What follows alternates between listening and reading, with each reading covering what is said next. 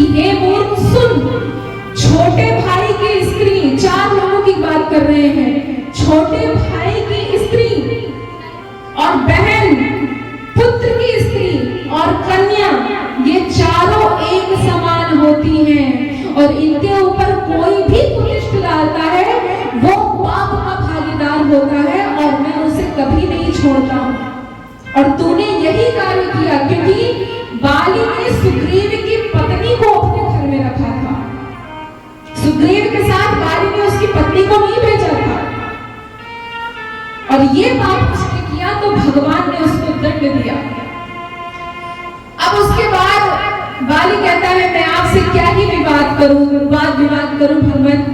आप तो सर्वदर्शी हैं, सर्वज्ञानी, आप सब कुछ जानने वाले हैं। अब भगवान सोचिए बाली को भी इस बात पर तुरंत उसके सर को अपने हाथ में रख लेते हैं और बोलते हैं बाली अगर तुम बोलो तो मैं तुम्हारे जीव को तुम्हारे शरीर में ही रहने देता हूं। बाली कहता है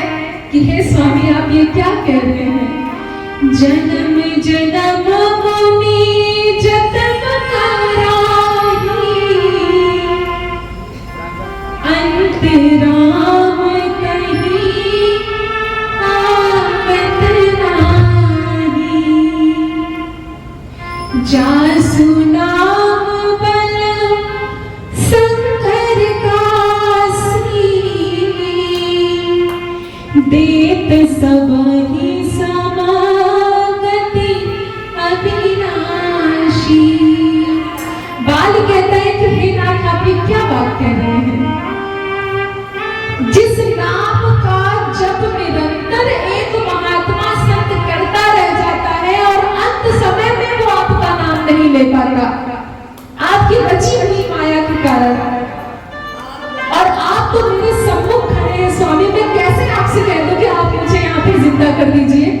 ये मेरे लिए परम परम परम सौभाग्य की बात है। अगर मेरे लाखों लाख मुंह भी हो जाए स्वामी तो मैं इसका वर्णन उन लाखों मुख से नहीं कर सकता नाथ, कि अगर आप समक्ष हो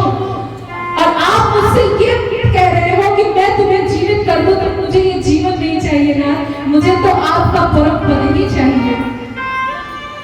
मैं आपके लोक ही जाना चाहता हूँ नाथ, मुझसे ये बिल्कुल मत छीनिए। भगवान ने तुरंत बाली को अपने धाम अपने लोक को भेज देते हैं। माता तारा आती है जो कि बाली की पत्नी है, विलाप करते हुए आती है कि मेरे पति को मार डाला। भगवान बहुत सुंदर सी बात कहती है कि हे तारा ये जो शरीर तुम देख रही हो बाली का, ये 5 तत्वों से मिलकर बना है, लेकिन ये जो जीव निकला है बालिका वो निरंतर हमेशा जीवित रहेगा। जो आत्मा है वो अमर है, आत्मा कभी नहीं मरती है, सिर्फ ये शरीर मरता है। जब ऐसा ज्ञान देते हैं तारा भी बिल्कुल संतुष्ट हो जाती है और कहती है कि हे स्वामी आप मुझे अपनी भक्ति दीजिए बस। भगवान भी अपनी भक्ति उन्हें प्रदान करते हैं। अब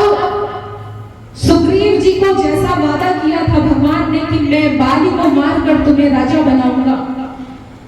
सुग्रीव को भेजते हैं, स्वयं नहीं जाते, लक्ष्मण जी को भेजते हैं राज्याभिषेक के लिए